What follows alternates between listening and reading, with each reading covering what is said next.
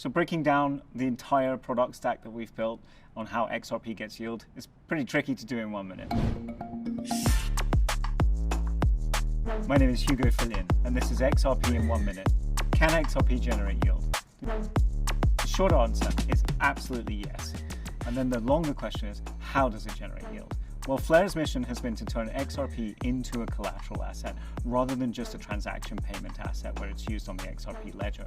So you can take your XRP and you can move it to Flare, which then as wrapped XRP, in fact FXRP. And this allows you to then put it in a number of different lending protocols where you can borrow stablecoins against that and then deploy those stablecoins into other protocols where you can get yield. So by taking your XRP and turning it into a collateral asset, you can then get yield through borrowing and then re-lending out those dollars. There's a second way to do it, which is more centralized. Flare has pioneered the decentralized way, and that way is to put your XRP into a vault, either on XRP Ledger or soon on Flare, which then allows a counterparty to take that XRP and take it to a financial intermediary who can then deploy that into markets and get yield that way.